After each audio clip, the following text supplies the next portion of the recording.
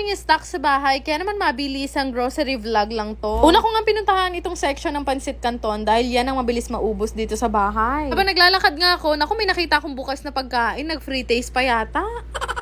Kaya naman naisipan ko ng kuhain at kawawa naman yung mga staff. Kumuha nga lang din ako ng shampoo dahil isang buwan na daw hindi nagsha-shampoo yung tatay ko.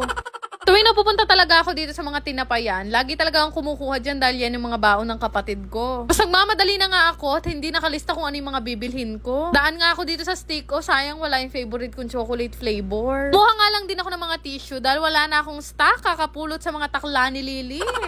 Subukan ko pa nga umakyat sa taas dahil marami pa akong kailangan na gamit na bibilhin sa bahay. Pag-akyat ko nga doon, sinalubong ako nitong mga TikTokeries. Pero bumaba din naman ako agad dahil wala naman ako nabili sa taas. Mamadali na nga din ako dahil sasamahan ako ni Bebong bumili ng lababo. Nakakaloka nga kasi nabili ko na lahat ng gamit sa bahay pero nakalimutan ko bumili ng lababo.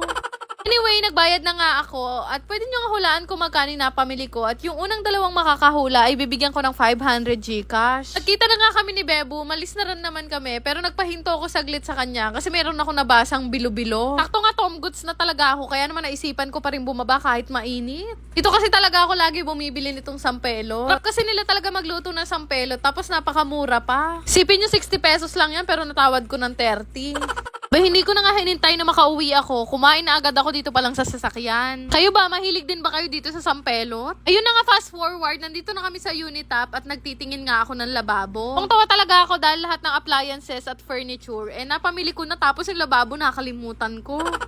Tinahan talaga tuwing nagpupunta kami dito sa Unitap, meron talaga mga babait na staff na nag-a-assist sa amin. Nasabi ko nga lang sa kanila kung ano yung mga bagay na kailangan ko, tapos sila na yung naghahanap para sa akin. Ito ngayon napili ko yung isahan lang dahil maliit lang naman yung banggera ko. May napili na nga ako, kinuha na nga nila ako ng bagong stocks. Ito nga si Bebo, ang trabaho talaga niyan tuwing namimili ko ng gamit. Na-check niya talaga bawat sulok kung may sira o gasgas. Okay naman lahat, pinabox ko na nga at umakyat lang ako sandali para magtingin ng suklay. Idanay ng araw na kasi ako na-stress dahil nawawala yung 5 naming suklay. Makaka-relate ba kayo sa akin yung kahit kadami naming suklay, hindi namin alam kung saan napupunta. Tapos pag hindi mo naman kailangan at saka lilitaw.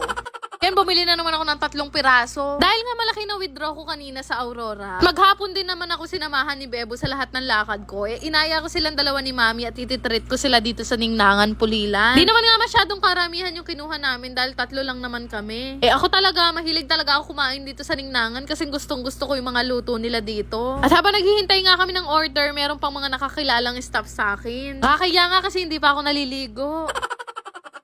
Gusto nyo rin bang kumita habang naglalaro? Download nyo na rin tong Aurora game. Click nyo lang yung register para makagawa kayo ng account. Lagay ang mobile number, mag-create ng password at yung OTP na marireceive nyo. Ganun lang kadali gumawa ng account at pwedeng-pwede na kayong mag-cash in para makapaglaro. Napakadali lang din naman mag-cash in. Ilalagay nyo lang naman ang inyong Gcash account name, Gcash number at yung login password. Napakadaming laro na pwede mong pagpilian dito. May Guess Size, Toss Coin at Benson WD. Pero isa sa mga madalas ko talagang laruin itong color game. Bukod sa madali ang mechanics nito, mabilis lang din kumita dito. Para ka lang kasi naglalaro sa perya pero ang kinaganda dito, hindi mo na kailangan lumabas. Grabe guys, sobrang dali manalo dito sa Aurora game. Isa sa pinakamadaling laro pa dito ay itong Dragon and Tiger. Lang naman din kasi yung pagpipilian mo dito. Mimili ka lang naman kung Dragon, Tiger, or Tie. Sarap nga tumaya dito kasi ang laki ng napapanalunan. Tipin nyo, sa isang taya, minsan nananalo talaga ako ng kulang 2,000. Kapag ka nga nananalo na ako ng malaki, syempre nagka-cash out na ako. Yung kinashin ko nga kanina na 100 pesos, napalaki ko siya ng 10,000. Sobrang dali lang din naman mag-cash out. Lalagay mo lang naman yung Gcash information mo at wag mong kakalimutan ilagay yung login password mo. Di ba ganun lang kadali manalo dito sa Aurora game? Kaya naman, subukan nyo na rin itong laruin gamit ang link na makikita nyo sa comment section.